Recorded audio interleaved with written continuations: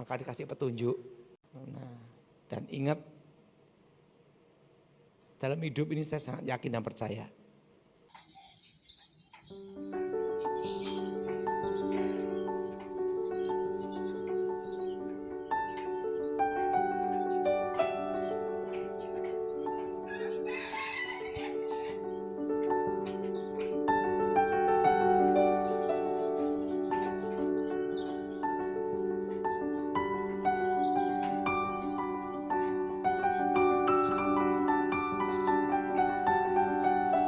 Tahun ini adalah tahun politik.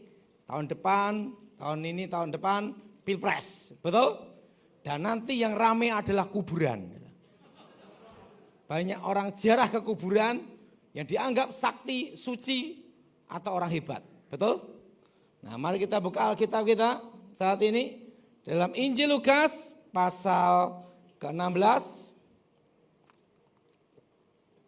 ayat 19 sampai dengan 31.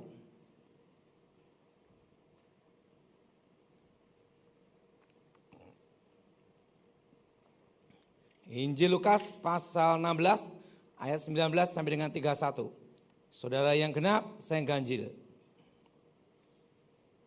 Injil Lukas pasal 16 ayat 19 sampai dengan 31. Ada seorang kaya yang selalu berpakaian jubah ungu dan kain halus. Dan setiap hari ia bersukaria dalam kemewahannya. Ayat 20 sudah baca.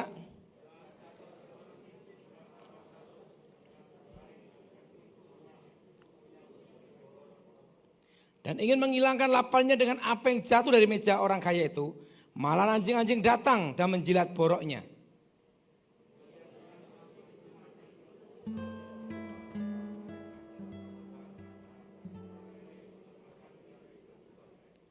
Orang kaya itu juga mati lalu dikubur. Dan sementara ia menderita sengsara di alam maut. Ia memandang ke atas dan dari jauh dilihatnya Abraham. Dan Lazarus duduk di pangkuannya.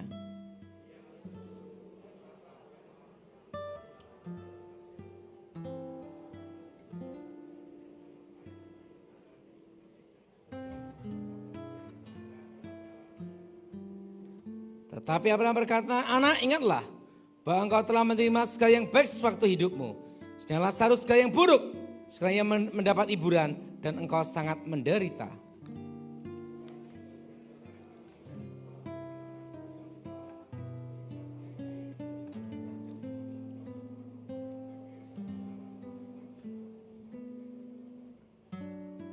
Kata orang itu, kalau demikian aku minta kepadamu Bapa, supaya engkau menyuruh dia ke rumah ayahku.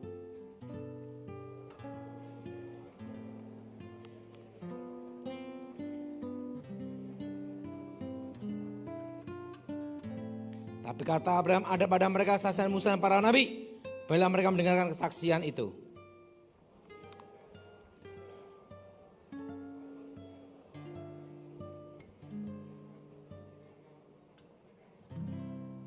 Kata Abraham kepadanya, jika mereka tidak mendengar kesaksian Musa dan para nabi, mereka tidak juga akan mau diyakinkan. Sekarang oleh seorang yang bangkit dari antara orang mati. Alkitab berkata Lazarus mati kelaparan. Kenapa mati kelaparan? Karena dia bukan orang Manado. Kalau dia orang Manado tidak akan kelaparan. Anjing disikat, betul? Rica-rica. Nah, saudara, apa cirinya orang mati? Cirinya orang mati tidak bisa mandi sendiri, betul? Dan perlu tahu, kita mengatakan ada jurang pemisah yang tidak terseberangi. Kalau kita mati dalam Tuhan, kita ada di Firdaus. Yang tidak dalam Tuhan ada di dunia orang mati. Kalau di dalam Injil Lukas katakan pangkuan Abraham. Nah, dan orang kaya itu ada di dunia orang mati. Dan menderita kesakitan. Jadi ada hubungan antara orang mati dan orang hidup putus. Dan kita jelas mengatakan bahwa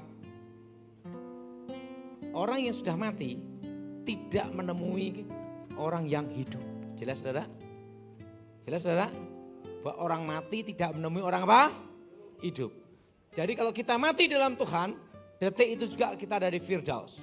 Yang tidak dalam Tuhan, itu ada di dunia orang mati. untuk menunggu hari penghakiman. Nah, yang sering mimpi ketemu orang mati dan lainnya yang datang itu bukan roh orang mati, tapi roh setan yang menyamar.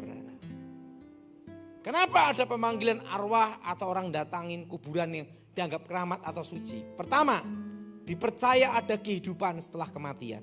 Ada apa, saudara? Kehidupan setelah apa? Kematian. Ada kehidupan setelah apa, saudara?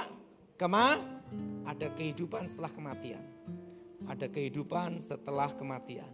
Kedua, dipercaya arwah orang yang mati bisa menjadi pengantara antara manusia dengan Tuhan atau manusia dengan dewa. Makanya ada sampai yang doa-doa di kuburan.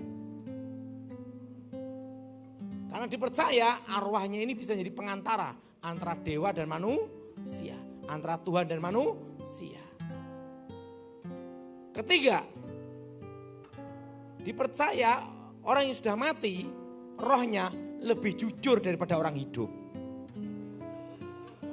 Coba lo mimpi sama ini. Kyong, aku perlu di sana itu rumah-rumahan sama mobil. Karena di sana jalan kaki terus. Besok pagi beli mobil-mobilan sama rumah-rumahan dibakar di tempat kuburan, betul? Apalagi mimpi nomor SDSB, nomor buntut. Besok dibeliin tuh, betul? Karena dipercaya arwah orang mati lebih jujur dari orang apa? Hidup. Walaupun dulunya waktu hidup itu penipu kan gitu. Yang keempat, dipercaya roh orang mati punya kekuatan supranatural. Kelima, dipercaya tahu masa akan datang. Maka disebut ada namanya roh peramal. Nah, suatu hal yang berhubungan dengan arwah roh mati ada kutuk, mengkutuk alam kubur. Musibah, bencana, kemiskinan, sakit penyakit dan lainnya. Jadi ingat, kita tidak boleh memanggil arwah dan mendoain roh orang mati. Kenapa tidak boleh mendoain roh orang mati? Kurang kerjaan aja. Selesai. Yang penting waktu masih hidup. Nah, kenapa orang memanggil arwah itu? Karena hal ini, saudara.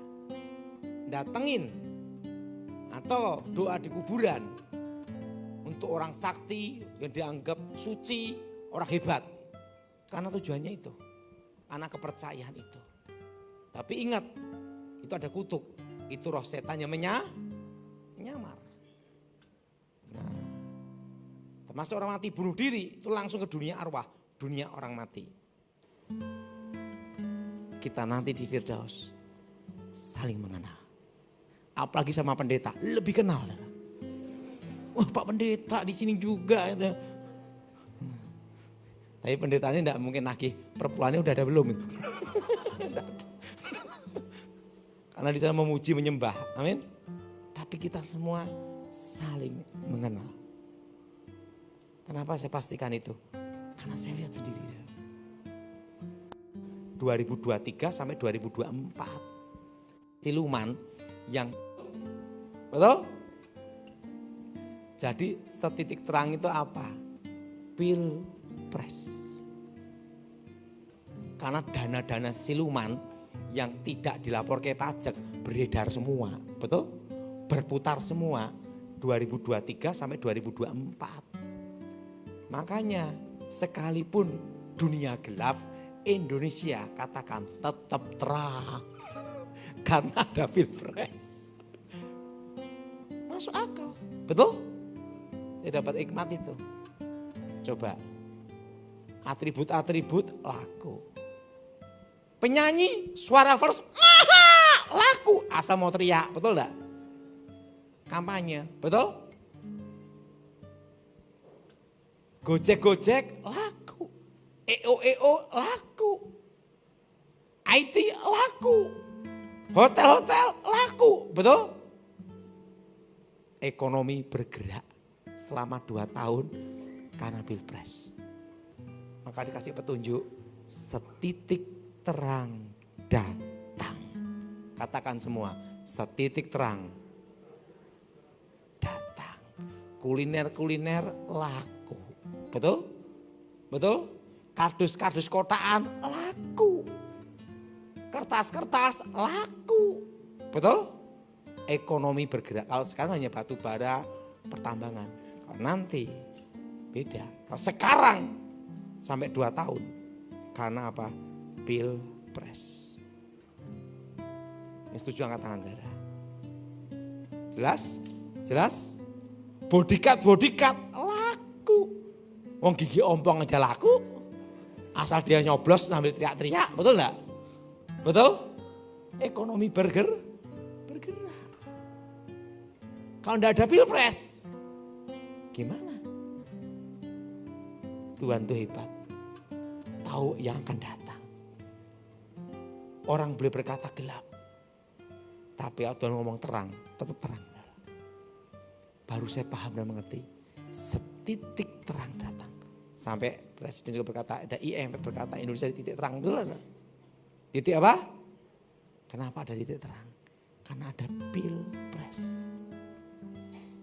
Dan tahun 2025 yang laku rumah sakit jiwa. Dokter psikiater sama pabrik farmasi, depresi sama stres. Kenapa? Sing kalah, sing ndak jadi. Betul? Betul? Pendeta laku, kiai laku, psikiater laku. Di 2025 siap menampung. Betul? Calon-calon yang gagal. Betul? Betul?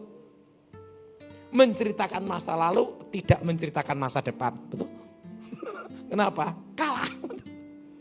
Nah, 2025 yang laku rumah sakit jiwa. Dan ingat, jangan utang bank. Kalau ada utang, segera lunasin. Kenapa tidak boleh utang bank? Karena ingat, bunga bank akan naik. Pajak sekarang udah naik, betul? Pajak naik, bunga bank naik, berat. PPh naik, betul? PPN naik, betul? Jadi ingat, di tengah badai apapun, Tuhan pasti pelihara kita. Tuhan itu baik. Amin. Apa saudara? Tuhan itu apa? Tuhan itu baik. Jadi saudara, saya waktu berdoa baru paham. Semua itu karena Tuhan. Apa saudara? Semua karena apa? Karena Tuhan. Tuhan itu baik. Dalam kondisi seperti ini, masih ada pesta demokrasi. Betul? Betul? Betul? Betul? Nah, dan ingat, dalam hidup ini saya sangat yakin dan percaya. Kalau kita belum waktunya mati, tidak bisa mati. Jatuh dari pesawat, tembak kanan kiri, hanya setengah mati. Betul? Tapi sudah waktunya mati. Gosok gigi keselak odol, mati. Benar.